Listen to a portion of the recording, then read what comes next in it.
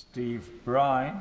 Thanks very much, Mr Deputy Speaker. Well, 'tis the season to be jolly, Mr Deputy Speaker, but as my colleagues and yourself know, I am always jolly, but it is not particularly jolly at the moment. It is. I didn't hear it, and I shall pretend I didn't.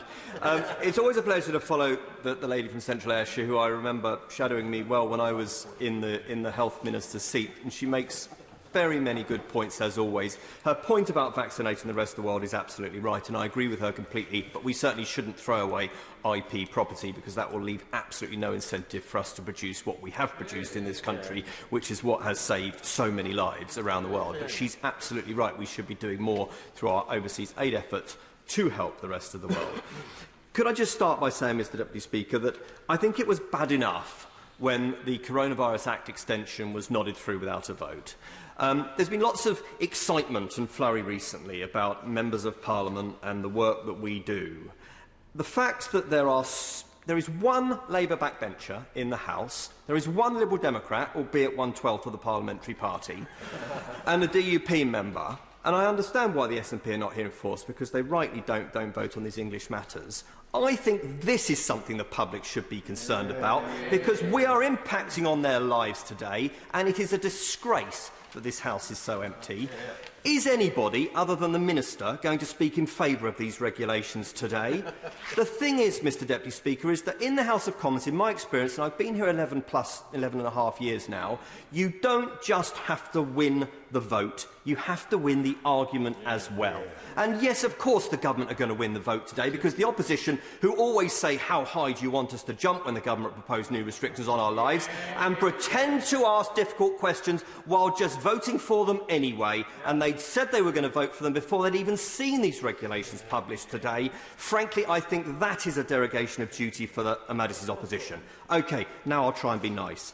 So listen, I know Jenny Harries well, and I worked with Jenny Harries when I was a Health Minister from the UK HSA. I'm sorry to return to this, Mr Deputy Speaker, but for the benefit of the ministers on the bench, she did say on the media this morning that the people should not socialise, quotes, when we don't particularly need to. She also urged people to decrease social contacts.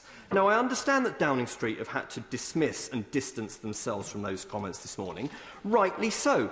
Jenny Harries is a very careful and very professional public servant. As I say, I know her well. She doesn't just say things on the cuff without thinking. So if that is not the government's position, and I understand the Minister is quite right to say, I would have said it myself. She cannot speak for others and she can't comment on what others say. But she can say what she thinks and what the government's position is, which is the duty of the Minister at the box. If the government doesn't agree with that position, then it should have been said at the box this afternoon, and ample opportunity was given for it to be said.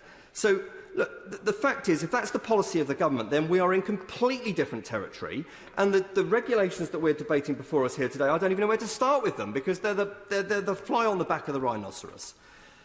So, the isolation regulations that we're looking at today and the face mask regulations. Let me just start with the face coverings, number 1340, which does expire on the 20th of December.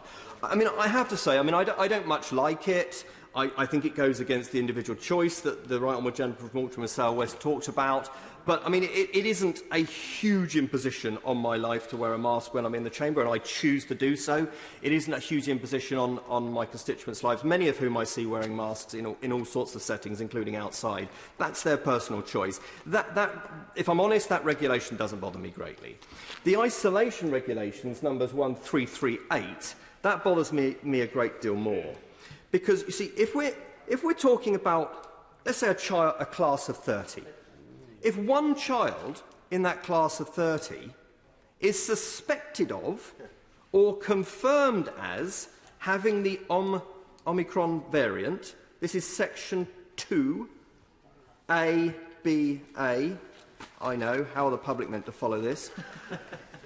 If one child in that class of 30 is suspected of being a close contact, then presumably the other 29 are out. Yeah. We're not just looking at a pingdemic in our economy and in our businesses, we're looking at a pingdemic that's going to devastate education again, Mr Deputy Speaker. And after everything After everything that we've learnt, and I've felt in my own family, after everything that we've learnt, are we really, seriously going to do that to our children again? And I will give way. Thank you. Grateful to him for giving, my honourable friend, for giving way. On the face of the explanatory memorandum to these regulations, it tells us that it gives provision to NHS test and trace to notify individuals that they're a close contact. In actual fact, when you get into the detail of the legislation, it doesn't just give that provision to NHS test and trace, but also to anyone in a local authority involved in communicable diseases.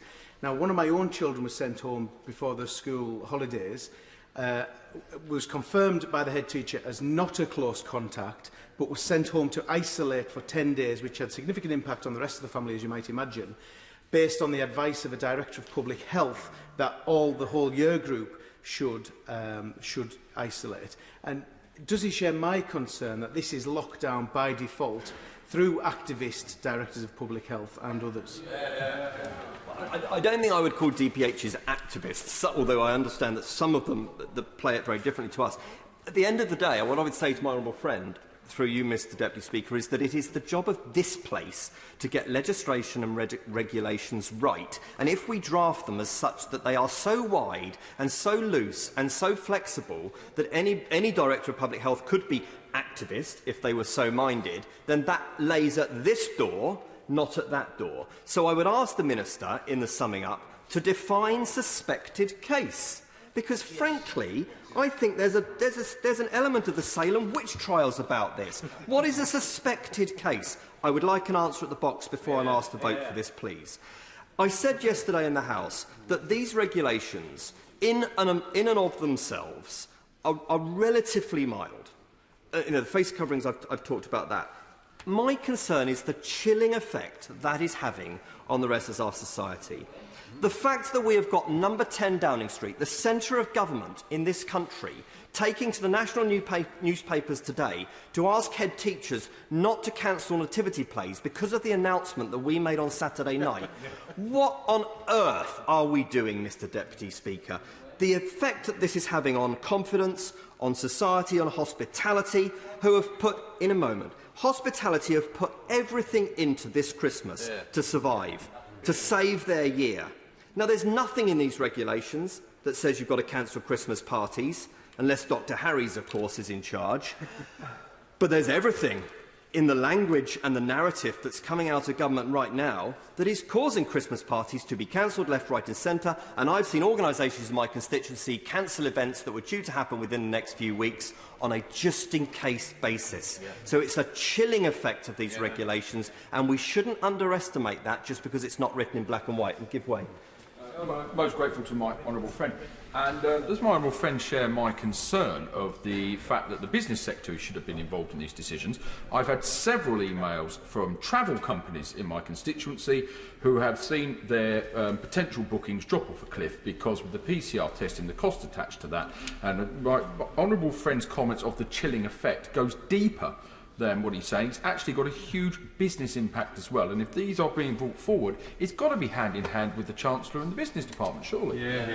Well, look, I mean, having been a Minister of the Crown, I know, and obviously these regulations will have been, you would hope, have been through the right-round process, albeit an accelerated right-round process. But my honourable friend is absolutely right. The travel industry will be concerned that the regulations that haven't been moved today are not being debated in this House. And yes, I am greatly concerned. And I have to say that I do agree with the opposition on departure testing, because I think that other countries, Netherlands, for instance, have done that. And I think that I don't think that the opposition have had an answer, actually, from the government, from the Treasury bench, about why they've chosen to not do that. And I'd like to hear that in wind-ups too. Just before we move on, I'm very grateful. You touched on an important point there about the process within government to make sure all aspects are considered. And what normally happens is regulations are thought about. There's a right-round process, which for the benefit of those listening to the debate means all government departments have the opportunity to input. One of the things we discovered on COVID regulations was that right-round process does not operate in the normal way. So one thing through him I would ask the Minister to clarify in the wind-ups is, as these regulations were being drafted, were other government departments consulted and have the usual opportunity to input, or was it purely done in the Department of Health and number 10 Downing Street? Yeah, and I thank my right honourable friend from the Forest of Dean for that, and that will have been heard on the Treasury bench. Just a couple other points, Mr Deputy Speaker. I don't understand the timing here. What will we really know in 3 weeks' time that we don't know now? And that then calls me into question the 3-week rule. South Africa does not give us the insight into the progress of the virus under this variant that we were able to take, say, from Italy, with a broadly similar European population, this time last year. It is a much, much younger population. It is, sadly, a greatly under-vaccinated population. And as the lady speaking for the SNP said, it was spreading like wildfire among students who, of course, are younger and fitter and therefore less susceptible to serious illness from this variant. So last time to the gentleman from the DPP. Giving way, he's been generous.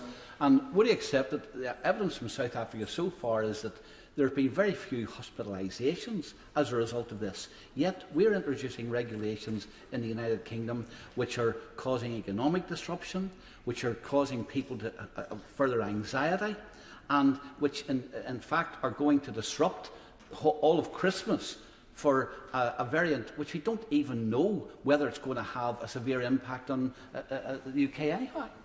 I would accept that, but I would also accept that the scientist that discovered this variant and has said on media this weekend that it often is a less serious disease than Delta variant. But I think, notwithstanding the point I just made about the people that it has infected in South Africa, younger, unvaccinated, it's not...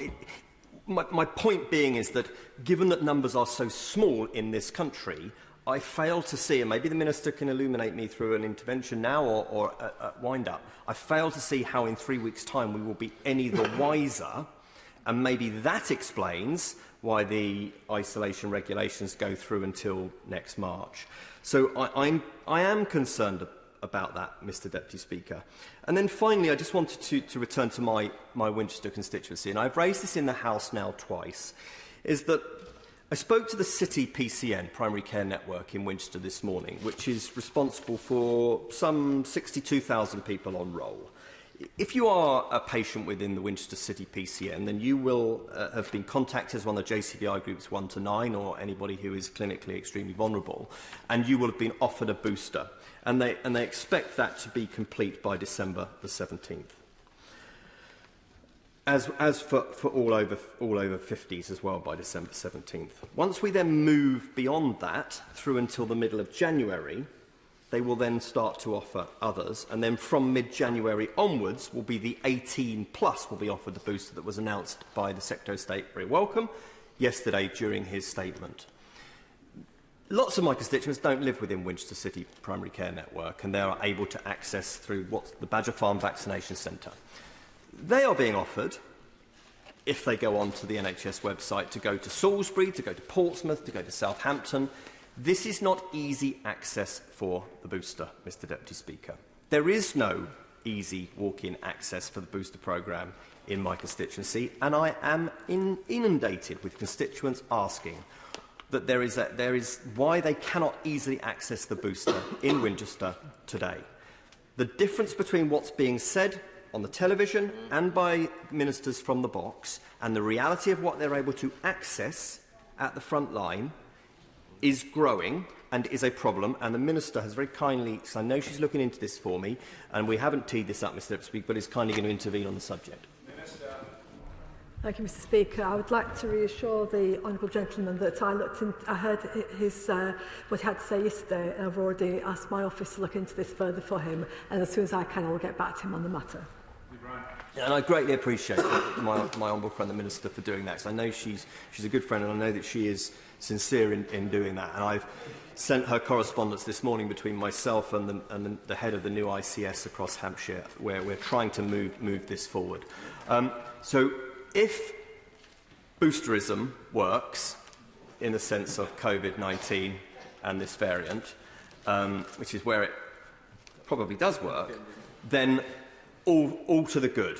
But let's get those boosters and let's make it easy for people to get those boosters. So, in conclusion, Mr Deputy Speaker, I'm ambivalent about the face coverings regulations today, but the isolation regulations concern me greatly, both in the timing, the conclusion of them, the chilling effect that they have, and unless I hear a very good answer on defining suspected, I won't be supporting them tonight. Thank you.